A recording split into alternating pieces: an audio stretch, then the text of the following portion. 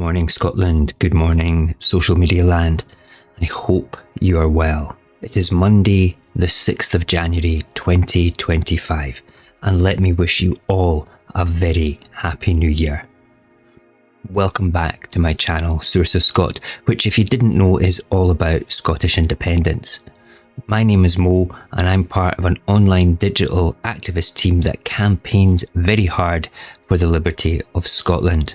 We don't have that much of a public face as we utilise our knowledge and our expertise at pushing out our message in a way that you've probably interacted with, but have never even realised. Let me start by saying that 2025 is probably the most important campaigning year to date. Yes, I know, you'll have probably heard all of that before, but let's actually take a look back at before. Before, was there a possibility of Nigel Farage taking high office? Were our neighbours south of the border beginning to overtly salivate and pop a wee right-wing woody at the Reform Manifesto? No is the answer. All we had to contend with was the old team, the Tories and the Labour lot. But now new populist politics is beginning to take root in England, and with the polls for the Scottish election in 2026 saying that Reform could get up to 14 seats in Holyrood, we should be doing everything we can to get the out of this union. So I'm here to help facilitate that as best as possible. Taking it slow and sure is no longer good enough for me personally. I see this as political complacency. With polls reaching as high as 66% for yes at the end of 2024, we should be capitalising on this and campaigning hard to deliver a pro-Scottish government and a pro-Scottish opposition. There's still too many indie folk stuck in the rut of the both votes hegemony. Look, getting behind your political party is great, but not at the expense of independence. We need both the government in Holyrood and the opposition to be pro-Scottish, pro-independence. If you fight for anything less, then you best be asking yourself if your team is more important than the cause. For me, it's the cause all the way. Anyway, it's good to be back, and I've rested well, and I hope you have too. I hope we're all ready to get to work for Scotland. We're going to start this year by taking a look back at the past and analyse the Better Together campaign from 2014. I think this is important because we could get some tips that would sharpen our campaigning tools. I know, that's hard to believe, copying Better Together. But hear me out though, and then decide for yourself, because we may find some useful tools and tips for our campaign. Independence wasn't lost in 2014 because Scotland wasn't ready. It was lost because we were outplayed strategically and emotionally. The Better Together campaign, despite its flaws, executed a masterclass in how to win a campaign by uniting around a focused, data-driven strategy. For those of us in the independence movement, it's not an act of defeat to study what they did. It's an act of preparation. Learning from their successes does not mean adopting their message, but rather understanding their methods so we can counter them next time. If we truly believe in Scotland's potential, then we must also believe in our ability to adapt, improve, and fight smarter. The Better Together campaign began with a clear recognition of their own weaknesses. Opinion polls were deemed unreliable, providing only theoretical answers to theoretical questions. To address this, they invested heavily in polling, focus groups and data analysis to understand the electorate.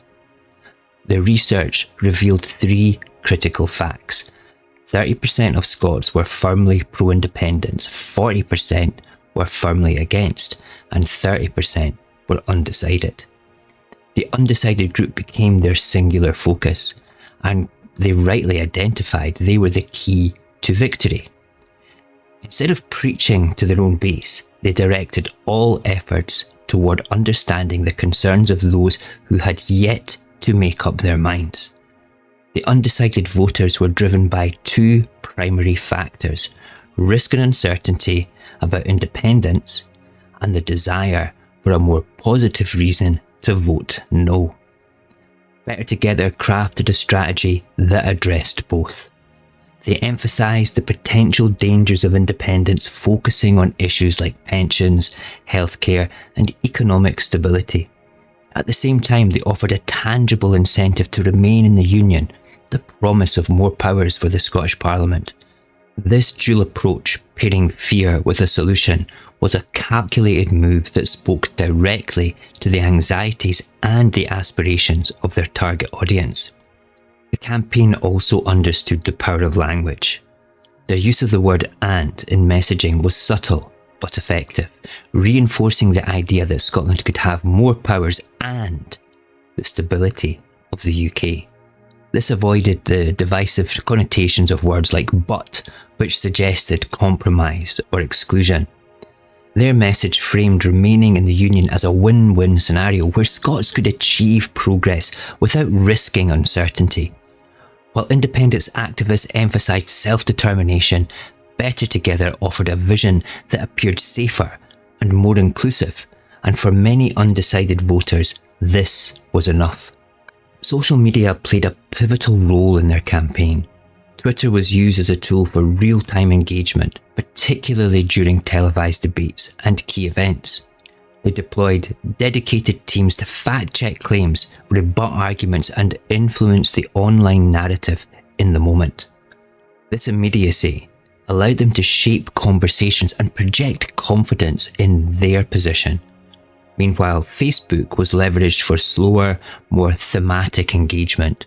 Personal stories, infographics, and endorsements were shared to sustain narratives over time. One post featuring a well-known historian endorsing the no vote reached 7.5 million people in 24 hours, a reach that far exceeded the population of Scotland. By tailoring their approach to each platform, they maximised their influence and kept their message at the forefront of public discourse. The success of Better Together was not due to the strength of their argument, but the precision of their execution.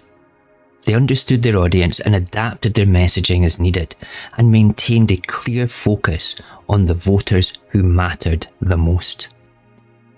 For all their talk of solidarity and shared identity, the campaign was ruthlessly pragmatic in its strategy. This pragmatism is what the independence movement must adopt if we are to achieve our goals. Too often we have been fragmented, reactive, and inward-looking.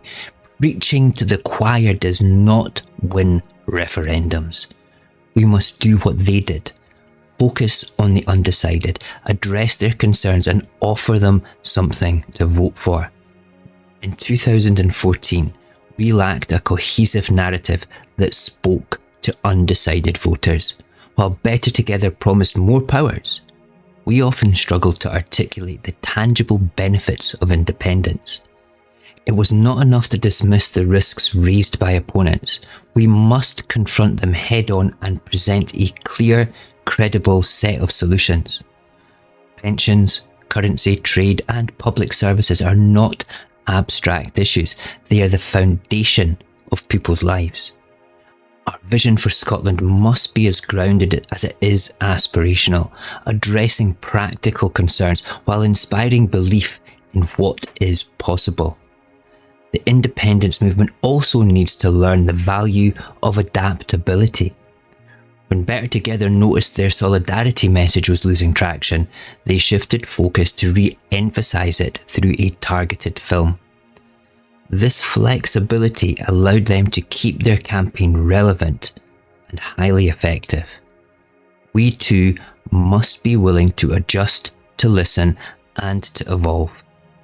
Sticking rigidly to old arguments or tactics will not suffice. The electorate changes, and so must we. Reflecting on 2014 is not about reliving defeat, but preparing for victory. The lessons are clear.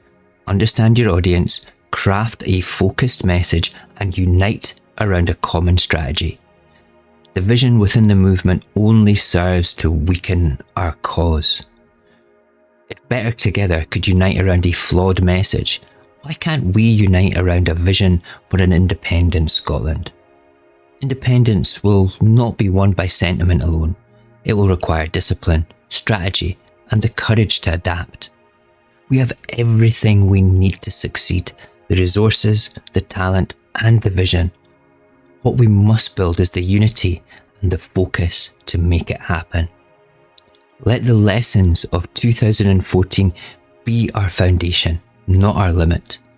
The future of Scotland depends on it.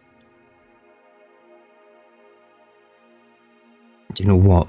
I think we do a hell of a lot of preaching to the choir, talking to our own people. Now, look at me here. How many of you watching this are saltire bleeding Scottish extremists? Yeah, me too. I'm daft for Indy and will always talk Scotland up. There does need to be an element of something else though than just complaining that we're getting nowhere and the union is pants. We as activists need to capitalise on the positive, relatable factors of what an independent Scotland would look like. That poll that gave us 66% yes was based upon if Scotland had a well-being economy. It reached into those traditional no voters of women over 55 and English nationals living in Scotland and made them change to yes. This is proof that with the right message, we can win independence.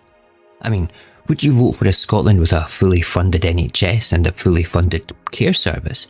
A Scotland where pensioners received a decent pension, where kids had opportunities of various roadmaps through education, where the media did not complain about the ferries and talk Scotland bad all the time? Of course you would. I mean, who wouldn't? But Mo, Scotland is too poor. The GDP is rubbish. The deficit, oh my god, the deficit. And Scotland is just shit at life. Yeah, okay, whatever.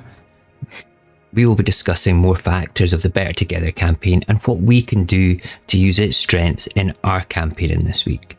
The blog will drop on Thursday, and of course our late night Friday live will have its first stream of 2025 at 11 PM this coming Friday, where we will be discussing a wee bit more about utilising the tactics of the Better Together campaign for our benefit. Tomorrow's video we shall be discussing a wee bit further about why we should be targeting the undecided voters and how, as activists, we should be engaging with our fellow Scots. It's nice to be back, and I hope you'll join us tomorrow. And until then, have an amazing day.